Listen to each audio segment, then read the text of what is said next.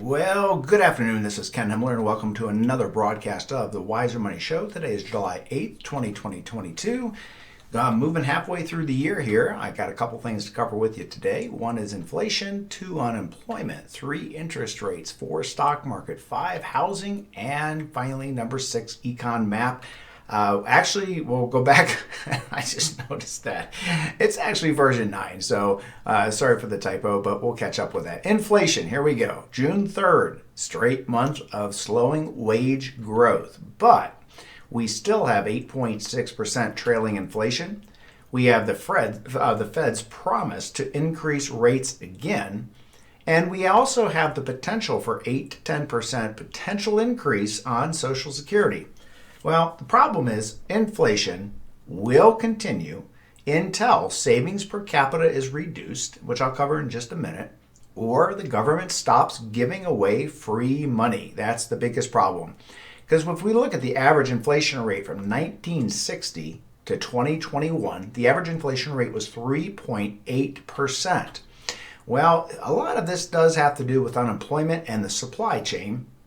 It also has to do with that pre-pandemic buildup in cash. Right now, we're sitting at, in the government's stated statistic, 3.6% unemployment.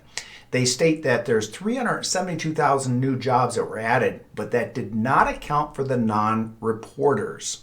I'll take you back to the year 2008, 2009, when they were estimating that the unemployment rate was in the 8 or 9% range, when more realistically it was in the 15 to 16% range. So 7% if you added in the non-reporting unemployed. Remember, these are the people that unemployment runs out. Maybe they are sitting on a pile of cash because of all the money that they got from the government, and they're not even reporting as being unemployed. So that 3.6% number is not really accurate. What is accurate, however, is productivity. And that is a big indication of our inflation and the health and strength of our economy, not just mechanically and supply exchange wise, but also psychologically. Right now, we were at 49% productivity in December of 2021. We have increased to 62% end of June 2022. That's a 21% increase, or 40% off from the averages. I'm going to bring in a different index today because we have been talking about the Russell 2000 for a period of time. The S&P 500 for a period of time. And I really want you to understand what the difference is between the S&P 500 and the Russell 2000. So the S&P 500 takes 500 stocks, but they're market weighted. So at any given time, you could take the top 10 stocks in the S&P 500, and it could account for anywhere between 40 to 60% of the total S&P 500. Now, the reason I've been using that for a long time is it is one of the most widely known, other than the Dow Jones or the NASDAQ, it's one of the most widely known. Is it really a good indication of the market health overall? No, because it's taking a very small snapshot and it has become very heavily weighted in technology. So we're going to take Russell 2000. Now, Russell 2000 was always thought of as an index for medium to smaller companies, but it's not really that way anymore. The point I'm trying to make here is, when we look at the S&P 500 over a 5-year period, because that is how we gauge our portfolios within 5-year tranches, we can take a look at the Russell 2000 and we look at the same exact thing as I've been showing you on the S&P 500. Now, the S&P 500 is obviously a little bit more jagged in its volatility, but you can see the same exact thing that I was talking about before. Our average rate of return on the S&P 500 over its longest period of time is 10.29%. In the last, let's say, since December of last year, it's down about 19%. But again, if you have been using the 3-bucket strategy, that should not have affected you. Anything other than maybe looking at your statements and going, uh-oh, I'm down. And, if you understand how your cash flow has been reverse engineered into that bucket strategy, it should be where you're bringing up your e-money account, you're going to your investment allocations, and you're seeing your 3 buckets. Now, your three buckets will show what you have in each allocation, and the third bucket is what it is. So let's take a look at our version 9. And as I stated from January, I thought that the stock market would take quite a hit in the first 6 months of the year. It has. I didn't give an estimate. I actually estimated it would be down a little bit higher. I estimated about 22 to 25% as the overall market. It's only down about 18 to 19, but give it a day. It can be up or down in some big volatility day to day. And I estimated that productivity is so closely tied to employment. And this is this is version 9, which I created at the end of January. And the productivity I estimated growing slowly. And we saw that. We saw that little percent increase from 49 to 62%. That has got to be one of the indicators to improving the economy. I said inflation was going to continue at least until the middle of next year. I think middle of next year is where we estimate that savings per capita is going to be drained down enough where people will be motivated, not by anything other than being able to pay their rent or mortgage.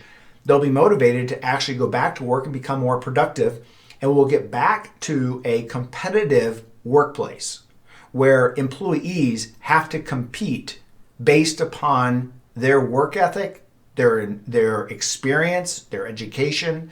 When I start to see that a Chipotle worker making burritos wants $50,000 to $60,000 a year, the same as maybe what an RN starts at coming out of college, or a CPA or EA starts at coming out of a licensing, something is imbalanced. And that's where the productivity employment has to come back into play.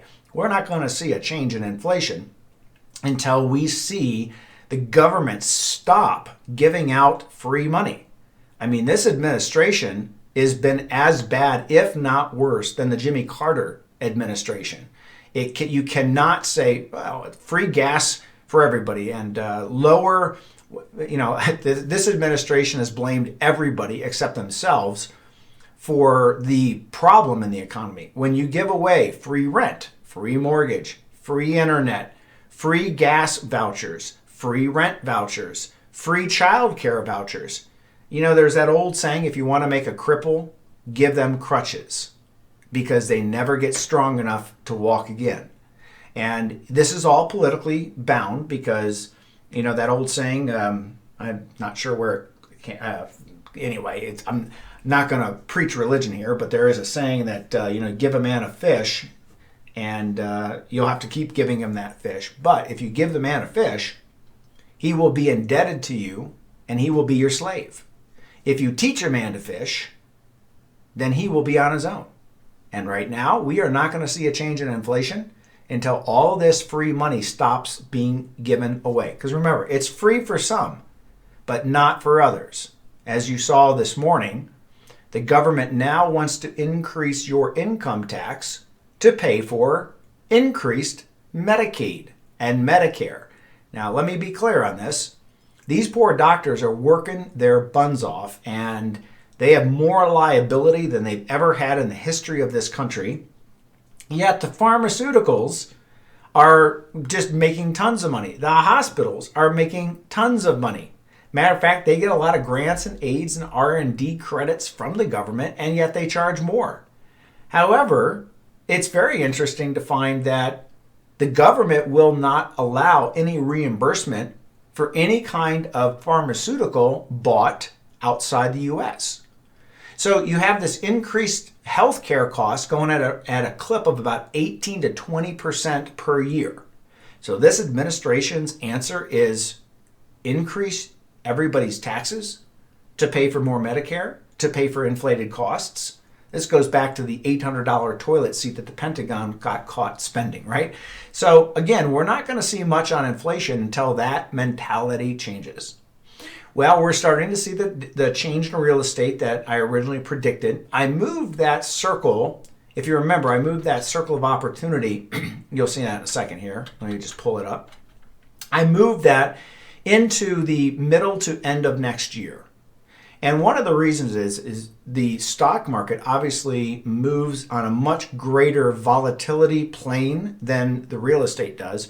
And there's things in the real estate market that have to work themselves out. So yes, while we see a huge decrease in the housing starts, we see a huge decrease in the new permits for housing. It's not going to make a difference until we start to see an increase in foreclosures. And, when the government keeps saying, okay, we'll just keep forgiving your rent. I mean, I don't know if anybody saw this or not, but in the county of Los Angeles, if you now evict a tenant, the landlord must pay for the next month's rent for that tenant. Now, you want to talk about liberal handouts. Here you go. I mean, somebody decides not to pay their rent, they get legally evicted, and the person legally evicting them has to pay their next month's rent wherever they go. So these are the problems that we have to see corrected until we see a real adjustment to the real estate market. So what are the actions to take right now? Well, number one, don't reduce stock. I would rebalance. If you've got a model and it is in alignment with what your reverse engineered cash flow is that is connected to your three buckets, I would definitely rebalance right now. I would stay with tips, but I would also start reducing some of the corporate bonds, not all at once, but up to about 50%, and I would replace those with tips because I don't see this government getting a clue. Because when the president comes out and he says the reason for gas prices is that the gas station owners are overcharging people and they should reduce their prices to whatever their costs are. As one of the op-eds said, that Biden either is deflecting yet again and blaming everybody from China to Russia to the COVID virus to the political environment to the large corporations to now he's deflecting into it's the gas station owners' fault that we're in this oil energy crisis, or this administration has absolutely no clue whatsoever on how the economy works. Now, Jeff Bezos came out and said the same thing, but I would agree with Jeff Bezos is that they do have a clue. They do know what's going on. And it's easier to deflect and continue to give away that free money to enslave people to the vote than it is to really fix the problem. It is very politically motivated, which is sad because there's a lot of people out there that are hurting because of this. I would still not invest in any real estate. I would have personal and transactional real estate is acceptable, meaning if you're swapping things, but definitely not going out and buying new stuff. Hey, for today, I'm going to wrap it up. If you're not yet a subscriber of the H&H Financial Center, all you got to do is Google H&H Financial Center on YouTube, and you should be able to find this channel. And all you got to do is hit on subscribe, and going forward, you will be able to get updates every time I do a new video.